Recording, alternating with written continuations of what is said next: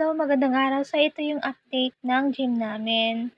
So, bago yung umpisa, ito yung parking namin, which is, napag-isipan namin na ito na lang yung gagawin namin gym kasi nagtanong-tanong kami dun sa labasan.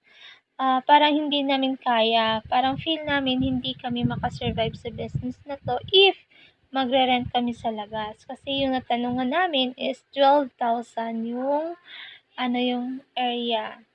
So, kaya napag-isipan namin na itong parking lot na to is gagawin na lang namin munang gym, tapos balik kami dun sa dating pinarkingan namin. At least yung rent dun sa parking area is 1,2 lang.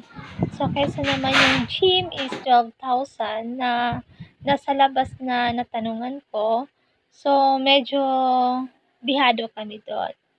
So, eto, ginawa na namin ng paraan. Nilipat na namin yung sasakyan niya. Pero kami din yung gumawa doon ng bahay-bahay doon sa sasakyan.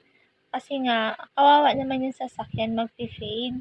So, kami din nagpanday nun. Kaso, hindi namin na-videohan kasi nga sobrang busy. Tas, nagra-rush na rin kami.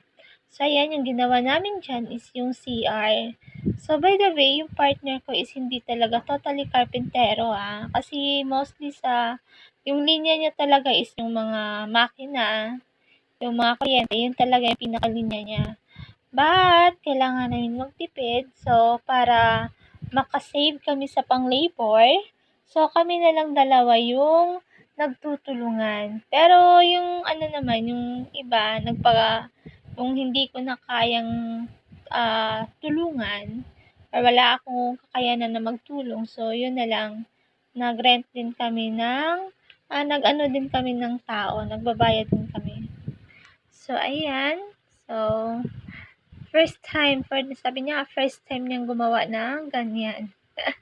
So, siya, para sa CR, para if ever may maiihi na mga customer namin, so, pwede silang mag-CR.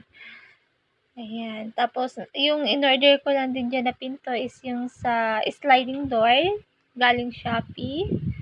Ayan. So, helper niya ako. Ako lang nag-aano para mas matibay yung pundasyon ng CR natin. So, ako yung tinutusok-tusok ko yung semento para malaman yung natin. So, ayan, para syempre, bawas sa labor, mahal din yung labor ngayon, no? 700 yung helper, 700. 600, tas 700 yung talaga. So, ayan na siya. Ilang days, mga 1 week na yata yan. So, ayan na yung forma niya. So, may rubber na yung block. Tapos, nilagyan din namin ng marine para hindi sa pagbabagsak. Pag magbabagsak man yung mga gamit. Mabibigat yung mga gamit. Kaya kailangan, pa rin, naka-rubberized. Ayan. So, konting push na lang. Mag-uumpisa ka na kami and sana tangkilikin ang aming gym. Kaya balik alindog po tayo. Yan lang. Bye-bye.